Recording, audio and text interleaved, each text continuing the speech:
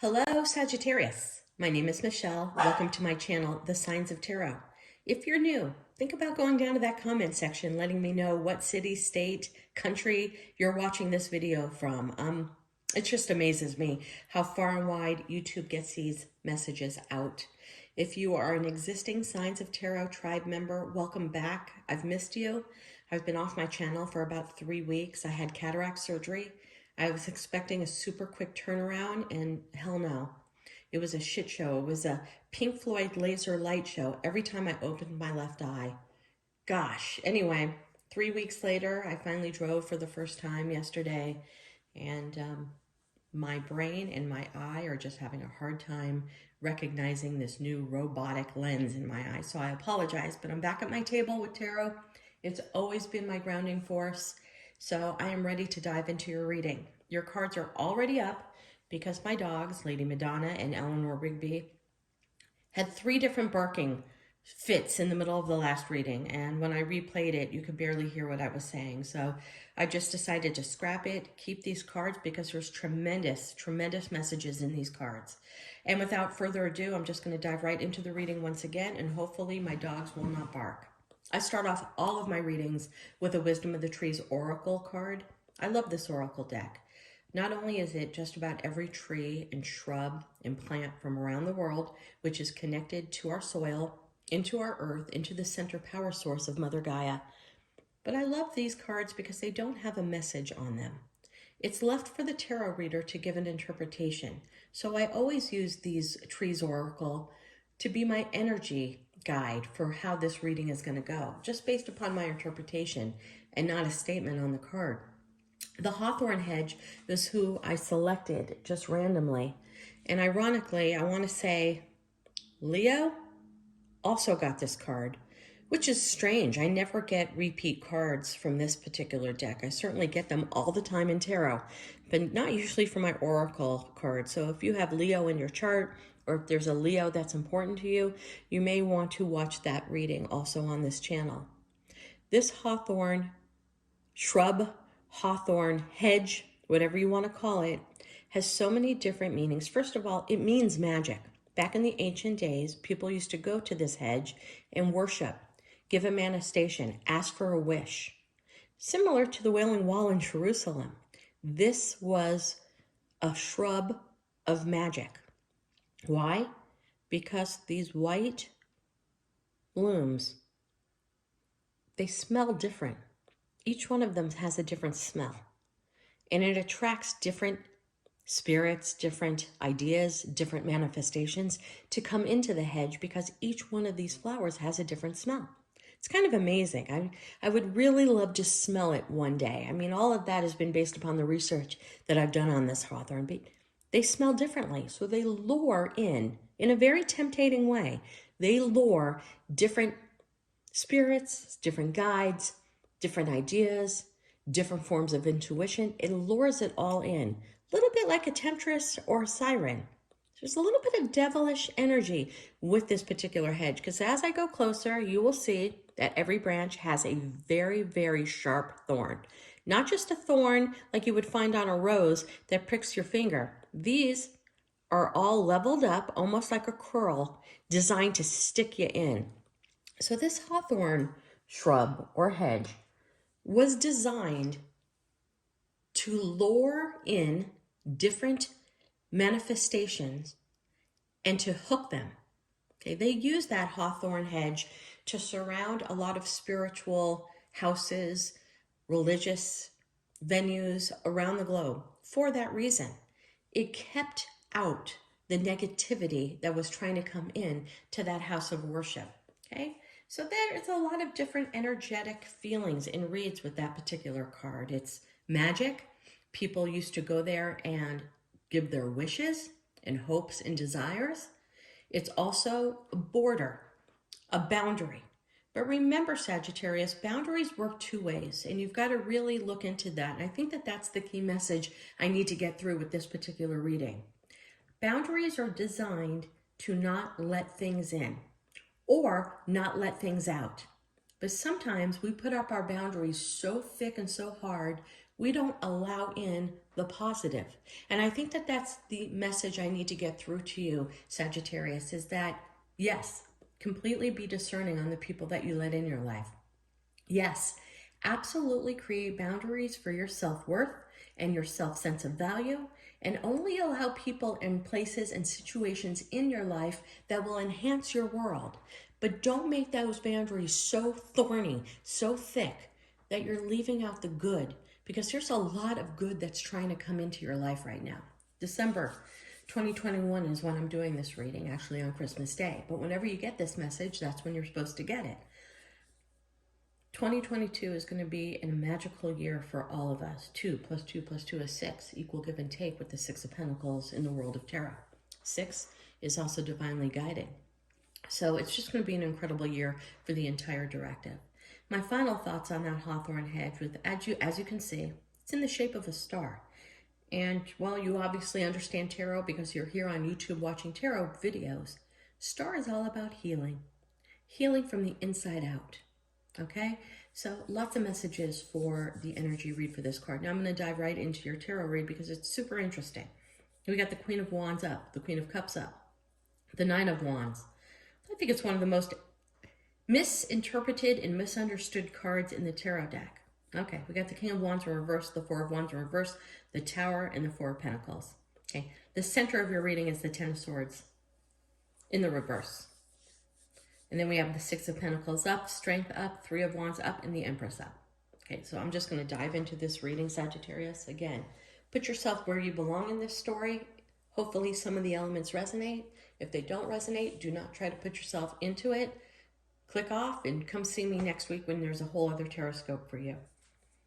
The Queen of Wands and the Queen of Cups, I believe, is you, Sagittarius. Whether you're a girl or a guy, there's no gender in tarot.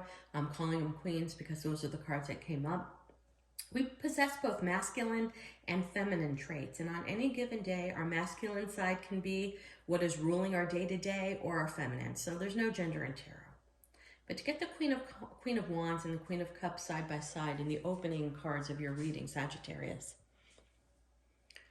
a battle between who you are and who you wanted to be in your current relationship, that I think has just recently ended, or it's on its way out. And you're in a deep, deep, deep time of reflection on how to move forward with your life. Now let's go into the Queen of Wands and the Queen of Cups. Queen of Wands, charismatic, passionate, the most vivacious lover, in my opinion, in the tarot deck. The Queen of Wands is passion. The Queen of Wands likes sex. The Queen of Wands is not afraid to show her sexuality or his sexuality or intimacy. The Queen of Wands is very adventurous, not only in the bedroom, but out of the bedroom. The Queen of Wands is somebody who wants to do everything, explore, travel, go to new places, eat new foods, experience new. The Queen of Cups is a little bit more methodical, deep, deep, deep in his or her emotions. But the Queen of Cups symbolizes pure love, unconditional love, unconditional love. So we have the adventure side of you and the unconditional side of you. Now, the Queen of Cups has always been amazing to me because she's staring pertinently at that trophy in her hand. So to me, the Queen of Cups is the queen in the deck that has her act together. She knows what she wants out of love, out of life, and she stares at it. To me, the Queen of Cups is one of the strongest queens in the deck that sets goals and attains goals. A lot of tarot readers read the Queen of Pentacles in that way, but I read the Queen of Cups in that way, staring at that trophy. A trophy can be another person. A trophy can be a goal. A trophy can be winning. A trophy can be career, a passion. Regardless, she's so pointed on that she's not worried that she's floating on a little piece of land amongst a whole sea. Not afraid of the emotional turmoil. Anyway, Sagittarius, I'm feeling that you are wobbling back and forth between both of those personalities within you. And I'm going to keep it raw and I'm going to keep it real here. And this is not going to resonate with everybody, because I have to read my cards truthfully. I'm not here just to read. I'm here to give messages and guidance, and hopefully someone can take away a message in something that I've read in these cards and better their life. That's my goal here. King of Wands in reverse is that your partner has lost control and has opened up a tremendous amount of fear, which has completely rocked your relationship, whether it's a marriage, whether it is a long-term committed relationship, whether you lived with this person, whether or not you shared a home, shared children with the Tower. The whole world has either crumbled down recently or is about to. And that Tower moment was designed for you, Sagittarius. Keeping it real. You showed a very sensual side to your partner. Whether you're a guy or girl, it does not matter. An extreme sensual side to your partner. Why? Because you were completely in love and felt uninhibited and felt like your boundaries could be lowered because this was the love of your life. And for a while, your partner was very into it until your partner got struck with jealousy and paranoia and went a little bit batshit crazy. The more sensual you became, the more his or her mind went, is my partner being this sensual with other people? Who was my partner sensual with like before that they're able to do this to me in the bedroom? I'm keeping it raw and real here, Sagittarius, because I have to. What became a catalyst of sensuality in your particular relationship turned to tremendous paranoia with your partner that you may have experienced that with somebody else or are currently experiencing that with someone else. Whether or not you were completely faithful and feeling for the first time in your life you could let your hair down and really explore that adventurous side to you, your partner became extremely controlling, extremely paranoid, questioning you, and it came out of the blue. It fucking floored you, Sagittarius. You're like, who is this person? And you're left going, what did I do? What did I do wrong? You did nothing wrong, Sagittarius. You were exploring what we should in a passionate, amazing relationship. All this is on your partner, but that doesn't help the situation because you're left with a Tower moment, a breakup. Again, if it has not happened, it's going to happen. And now I want you to realize, has your partner been looking at your phone, looking at your computer, questioning you a little bit more? I'm also getting a partner that was once very even-keeled who has flipped the switch and has become very controlling. I want you to wear this color nail polish, or if it's a guy, I want you... Either way, put yourself in this story. Your partner flipped a switch on you, and it's all about paranoia. And I'm going to be quite honest with you. When my Four of Pentacles in reverse, and I'm not a health tarot reader, but that's something health. There's a mental health issue going on with your partner. There's nutrients that they're missing that has caused a lack of oxygen potentially to go to their brain. It has caused a lot of paranoia, almost borderline schizophrenia. I'm not a medical doctor. But there was a flip that switched with your partner and you're not even recognizing. And now they're flipping it on you. You've been sensual, you're cheating on me, you're being promiscuous, you're this, you're that. When you were just exploring your world, it's caused a Tower moment. You guys have broken up or you're about ready to. You're about ready to go your separate ways. So this message is for you, Sagittarius, for you to understand that there's something wrong with your partner, physically, emotionally, mentally. Something happened that made them crack. Keeping it raw, and I'm keeping it real here. But I think it's also the universe's way of coming in with that Tower to make you realize, not now, because it takes time as you go through something like this, that maybe this was not the long-term person for you. And I think at some point you're going to say, I'm very thankful this situation happened, because looking at your cards here, a new day is not dawning. When I get the Ten of Swords, that's hurt. That's, you feel betrayed. And let me go into that before I go into the second row. Okay. With that card in the reverse, you know, we all know that Ten of Swords is one of the most fucked up cards in the deck. It's being left for dead. It's having a heartbreak. It's being betrayed. It's being lied to. It's being, in your case, not being lied to, but the person you were with not only wore a mask of being somebody different, internally, they were really different. Your sensual experience with this partner triggered shit from their childhood that they may not have known happened to them in their childhood. I'm keeping it raw and I'm keeping it real here. Your partner needs help, okay? But there's a new day dawning for you. And if some time has gone on, if this breakup happened a year ago, because don't forget there's no time in tarot, or if this breakup is somewhat happening now, or you sense that your partner has become so paranoid you can't even have a healthy, normal conversation with him or her, you're breaking free. A new day is dawning for you. This is all about intellect and communication, and typically I read those swords as the internet, but I don't with you, because we have the hawthorn of spirituality, magic, and downloads happening with you. Because you are tremendously grounded, Sagittarius, with who you are, who you want to be, where your passions lie, what you want out of life.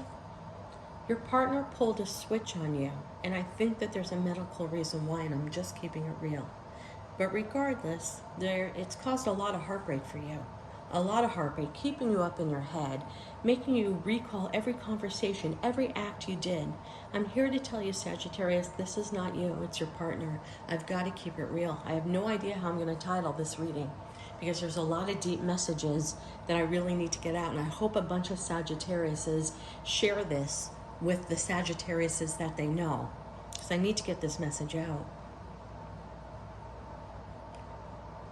After this breakup happens, Sagittarius, you're going to feel a sense of equilibrium to yourself that I think you haven't felt in a long time. I think the separation and the time apart from this particular person is going to make you realize that you are caught in their mental anguish of a web. I really do.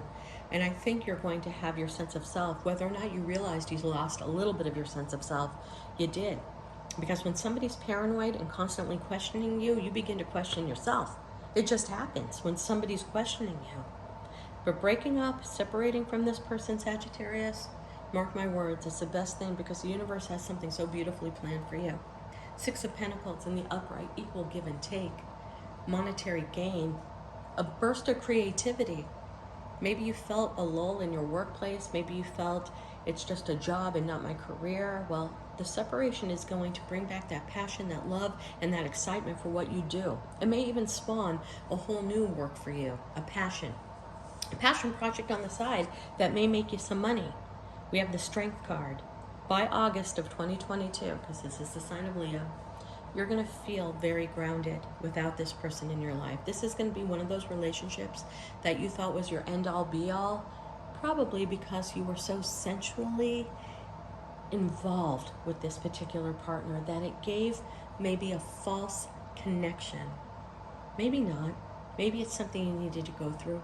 Maybe it's something you needed to explore for yourself, to let out your inner femininity, your inner masculinity. The 3 of Wands. Sun behind it, complete clarity of who you are. It's not just about clarity and seeing life for as it is and people for as it is. More than that, it's about seeing yourself for who you are, rebuilding your strength from the ground up, your confidence. That was not you, it was your partner. And you're really going to feel that way, and you're going to walk right into the 3 of Wands. I know a lot of tarot readers say your ships are coming in. I don't believe in that. The 3 of Wands is still the beginning of the journey. I think it's the beginning of your spiritual journey. I think it's the beginning of a spiritual awakening.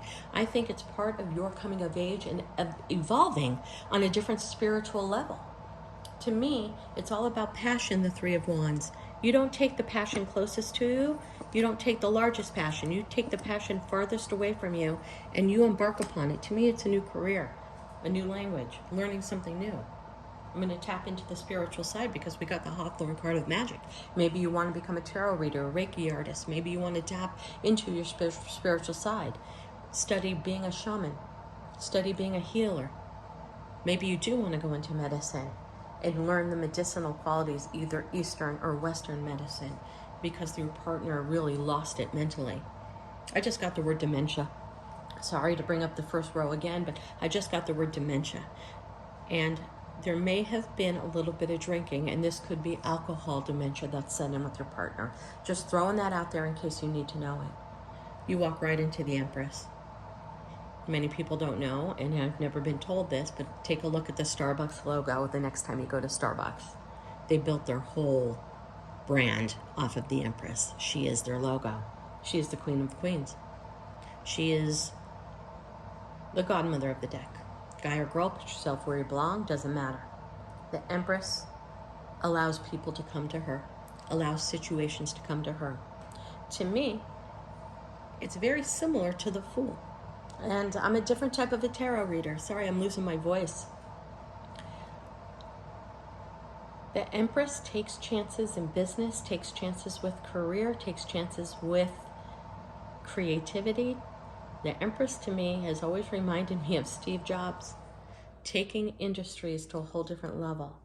In your account, Empress, guy or girl, I think you took sexuality and intimacy to a whole new level with this last partner. And I think it's going to open up a beautiful world of connectivity that's magical for you. The Three of Wands is starting a new journey right into the Empress. You are starting a new journey being a whole new grounded person who knows what he or she wants and is willing to do what it takes to get it, because you have the strength behind you and the Six of Pentacles, which is a sense of grounding that you haven't felt. Okay? Every person that comes into your life comes into your person for a reason. Comes into your person. Every person that comes into your life is a person of interest in your life for a reason. You learn lessons. We all learn lessons. What are lessons? Lessons are how to become our best self. How do we value ourselves? Building our self-confidence to try new. Sagittarius, this has been a super heavy, amazing reading. I'm sorry for the tower moment that you're going through. I'm sorry that the partner you unveiled yourself to more than you've unveiled yourself to anybody else flipped a switch on you. But it's better to know now, because look what you have ahead of yourself. You're entering a new journey as the Empress. God bless. Namaste. Happy New Year.